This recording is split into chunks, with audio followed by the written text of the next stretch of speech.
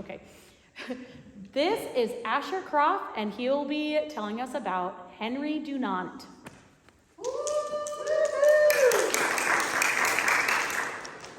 Henry Dunant from Switzerland was a very good person.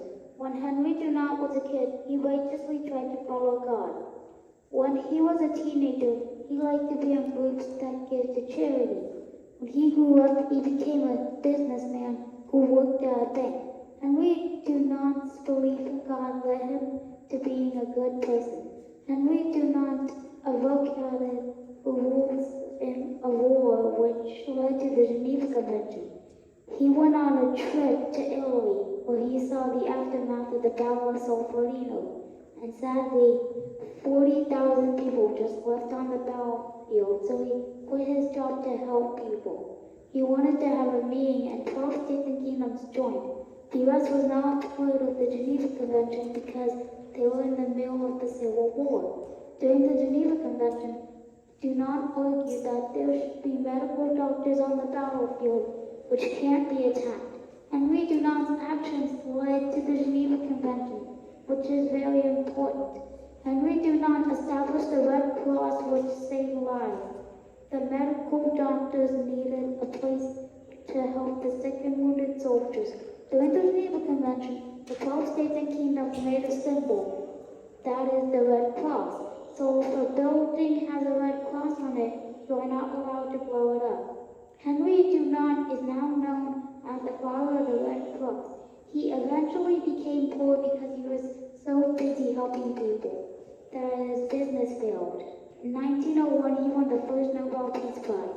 Thank you for listening.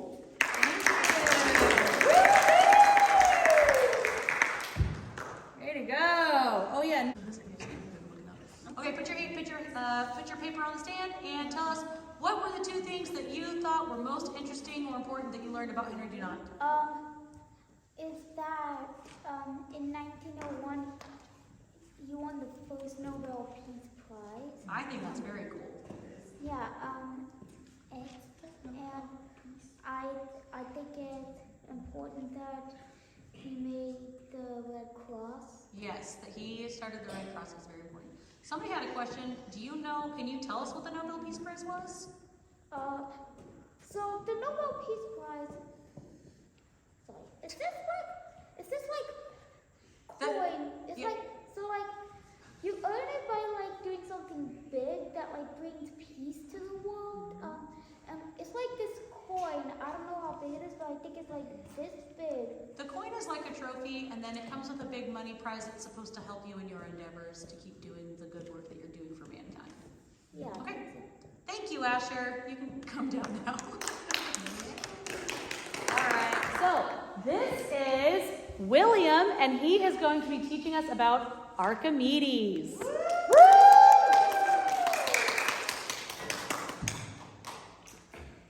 Archimedes lived an industrious life. He was born in 287 BC in Syracuse, Sicily. As a teenager, he studied at the famous library in Alexandria, Egypt. Archimedes is likely to have created his first invention while in Egypt. After finishing his study, Archimedes returned to Syracuse where he lived the rest of his life. It is believed that he was a friend and maybe a relative of King Hieron II. He invented many items for the king. He lived a life devoted to the study of mathematics and science. Archimedes lived an inventive life. Archimedes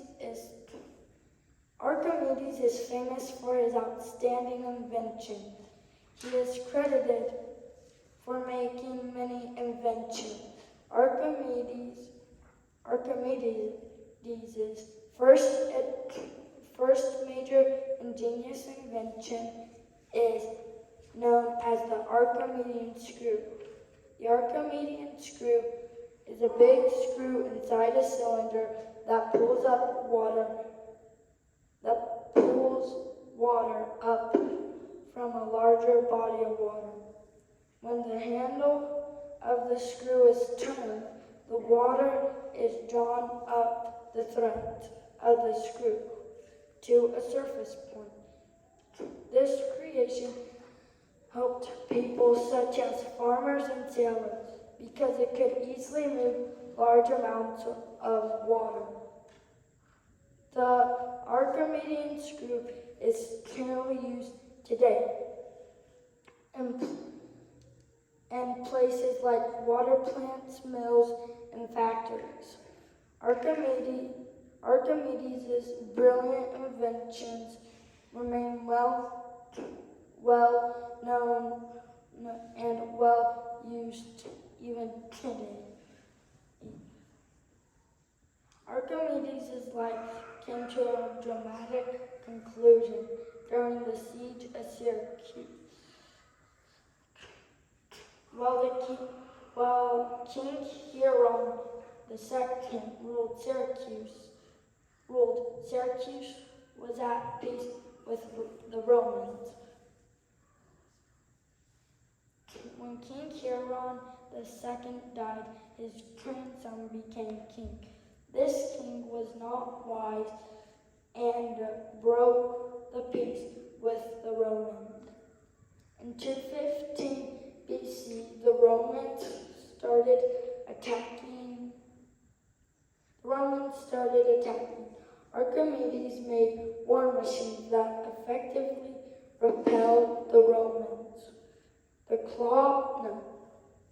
The defensive machines included things like catapults and the claw of Archimedes. When ships came near the city, the claw grabbed them and toppled them. It took 3 years for the Romans to successfully lay the siege to Syracuse. In 212 BCE, Romans took the city and killed Archimedes. There are many myths about the death of Archimedes, but ultimately his life ended the siege of Syracuse. Actually, William, can you tell us 2 of the things that you thought were most interesting that you learned about him? That he studied in the Library of Alexandria and that he died in wars. Ah, very cool. And one of the myths is his head getting chopped off. Oh, man. You know, is a friend of Addie Gibbs that has come to tell us about her life. Would everybody please welcome Ruth?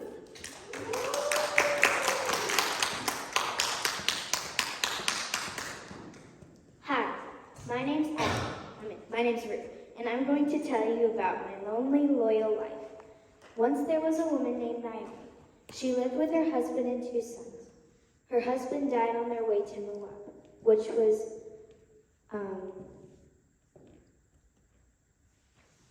was very harsh on Naomi. Naomi's 2 sons, Mahalan and Kilian, married me and Orpah. Sadly, me and Orpah lost our husbands. Naomi was devastated to have lost her family. Would you be super sad if you lost your family? Naomi heard that there was food in Bethlehem now. So Naomi said to her daughter-in-laws, "Stay here," so Orpah did, but I willingly clung to her. Me and Naomi started our journey back to Bethlehem. When we got there, I did not know God had a plan for me. Boaz was a man who lived a wealthy life. Boaz said to me, "Don't go to any other fields." I bowed face to the ground. I asked, "Why have you found favor in my eyes? For I am just a foreigner." Boaz said, "May you be richly rewarded by the God of Israel." I said, "You have brought me to ease by speaking so kindly." By the end of the day, I had an ephah or a bushel of wheat and barley. When I got home, Naomi said, "Where did you get all this food?" Well, I said that I had harvested it in Boaz's fields. Naomi said that he is one of our family redeemers. My mother-in-law Naomi said, "It's time I find you a new home where you will be provided for." Naomi said, "Go, put on your finest clothes and perfume. I want you to go and uncover Boaz's feet. Sleep there until morning." So I did. About 12 p.m., Boaz awoke and saw me laying at his feet. I said that I will not leave because you are my family redeemer. Boaz said, "But there is a man that is a closer relative than me." After that, Boaz said, "I will not stop until I get an answer from the man that is a closer relative than me." Boaz went to the other family redeemer and said, "Naomi came back from Moab and is now selling her land." "No, I cannot do it because it could endanger my family," the other redeemer said. So Boaz married me, a widow from Moab. The elders who had been listening for a while said, "May your family be everlasting forever. May you prosper in Ephraim and Bethlehem." Boaz and me got married and surprisingly gave birth to a son. During this time, we named him Obed, who was the grandfather of David. That's how my loyal life was a wonderful part in history. The end. Thank you for listening. All right. So Addie, what were the two most interesting or important things that you learned about Ruth? I think the most important things is that Boaz, I was really loyal to Boaz and to my mother-in-law, and how our family continued to David. Very good. Thank you. Our next guest, we have Elijah Leong teaching us about the Olympics.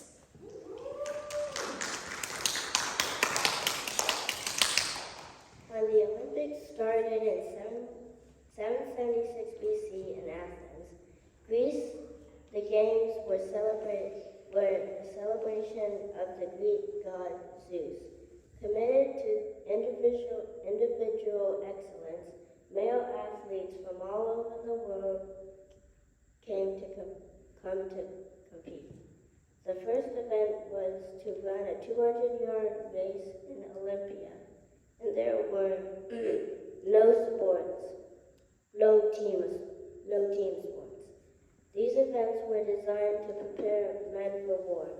Did you know that the ancient athletes competed naked? Gymnos in Greek means naked. This tradition started when a runner lost his loincloth in the middle of a race. He won, and the idea willingly caught on. The Olympics, which started in 776 BC, built a widespread community devoted to excellence, valor, and physical prowess. The events and training were extremely difficult. Women were permitted to race the horses who competed in the chariot race, and there was a women's only foot race. In the pentathlon, there were 5 events: javelin, discus, long jump, and wrestling. And running. For javelin, athletes would throw a spear as far as they could.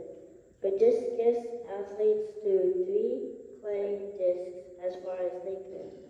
In the long jump, athletes jumped from a static position, not a running start. They would hold small weights called halteres and swing their arms to build momentum. In wrestling, the goal was to trip and pin your opponent. The only rules were no biting and no eye gauging. Runners raced 219 yards barefoot around the stadium called the Hippodrome.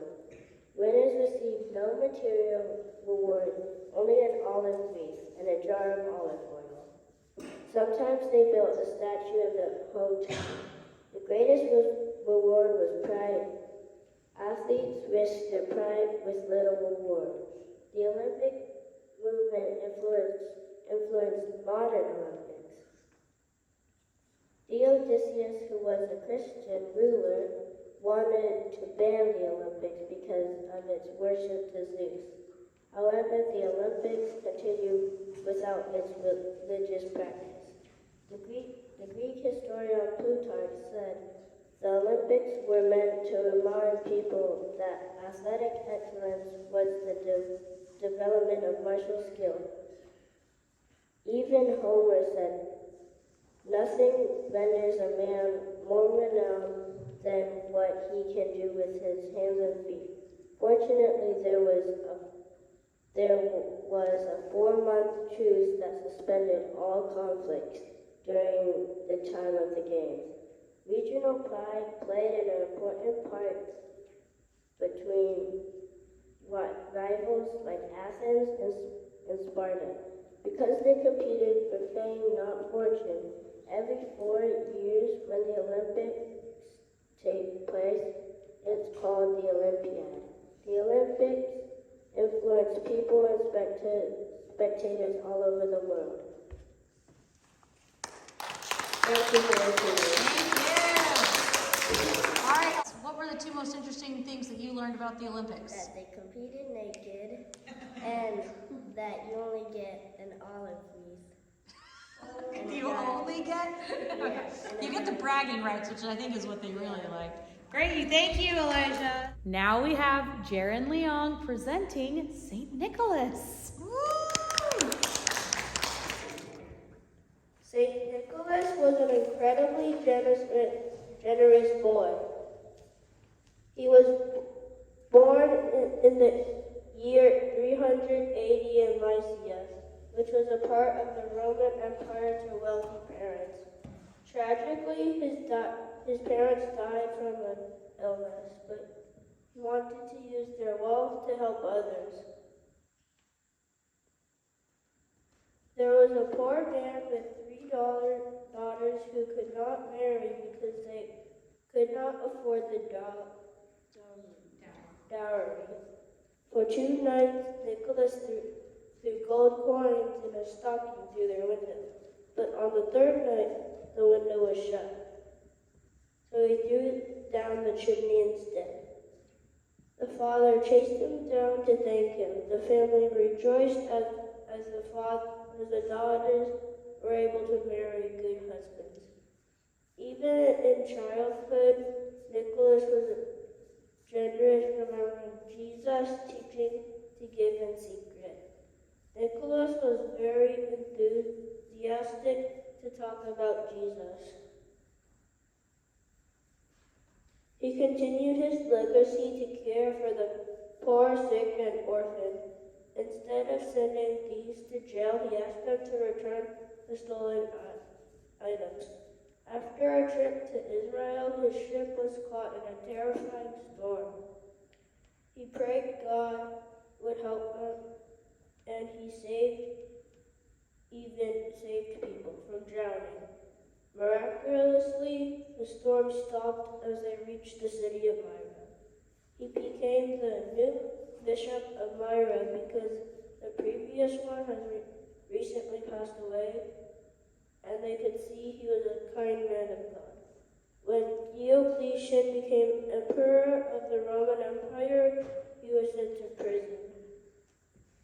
Many years later, when Constantine legalized Christianity, he was released.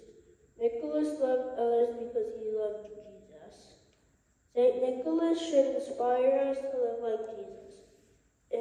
In 325 AD, church leaders gathered in Nicaea to reject the sinister false teacher Arius, who was teaching that Jesus was not God. He died in the year 343 AD, but we still remember him as Santa Claus. On December 6th, Dutch children leave their shoes outside overnight, and in the morning they are filled with treats and chocolates. He intimidated Jesus by loving others and giving those in need. St. Nicholas teaches us to give courage generously and live courageously.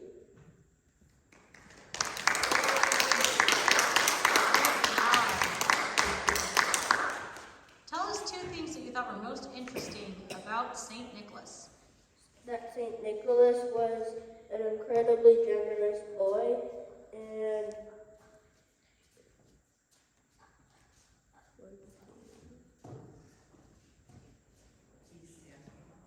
yeah, he's Santa Claus. Yeah, awesome. Thank you, Aaron. All right, so we have our final presenter. This is Elijah Salazar presenting on Elijah the Prophet.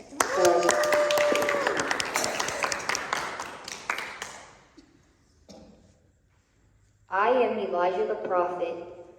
I am a prophet of God, and I'm going to talk about my journey in ancient history. A prophet is someone who tells God's messages. God had a special message for Elijah to deliver to the king and queen of Israel. He was furious that they worshipped idols, so there would be no rain for the next few years. It stopped raining in the land. Everything became dry, and the king and queen wanted to kill Elijah. God took care of Elijah. He took him to a special place where he could stay, and he would be able to drink water from a stream that was there. After a long time, Elijah told the king for him and the people to meet at Mount Carmel. Fire burned around the surrounding area, and the people witnessed the entire thing. Everyone dropped to the ground and chanted, "The Lord, He is God! The Lord, He is God!" Elijah was a special prophet of God. Elijah the prophet told the king of Israel, Ahab, that there would be Elijah the prophet told the king of Israel, Ahab, that there would be no rain for the next few years. The queen Jezebel was so furious and angry, she wanted to kill Elijah. But the Lord kept Elijah safe. God sent him to a safe place where he could get water from, and sent crows that would send him food every morning and every evening. After a while, the stream dried up, and Elijah went to Zarephath. There, Elijah met a widow, where he could stay at her house. He asked her for food, and she mentioned that she didn't have enough. Elijah told her, as long as the drought lasts, you will always have enough oil and flour to make bread. Eventually, the widow's son became sick and died. Elijah carried the boy to the room and prayed to the Lord, "Let the boy live." A miracle happened. The boy survived, and the widow believed that there is only one true God. God told Elijah to anoint Elijah. Elijah eventually found Elisha while he was plowing the fields with oxen. Elijah told Elisha to come with him. Elisha said, "Let me say goodbye to my family first." So Elisha had a feast with his family and then said goodbye. Then Elisha became Elijah's servant. Elijah said, "Before we get to the Jordan River and I go to heaven, is there anything I can do for you?" Elisha replied, "Please let me inherit a double share of your spirit." Elijah replied, "If you see me when I'm taken from you, you will get what you asked for. If you don't, you won't." As they were walking, a chariot of fire appeared. Then Elijah confidently climbed on, and he was set to heaven in a whirlwind of fire. Elisha picked up Elijah's coat, and the river divided, and he walked across.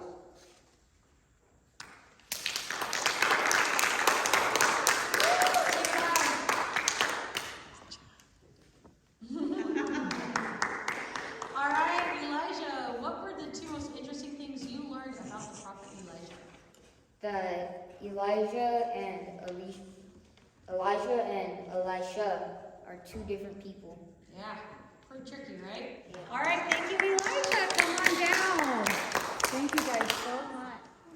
I just wanted you guys to not run away quite yet because I just wanted to tell you I was blown away. Those were so good. Guys, you did such a phenomenal job. I almost started crying because I was just so proud of you guys.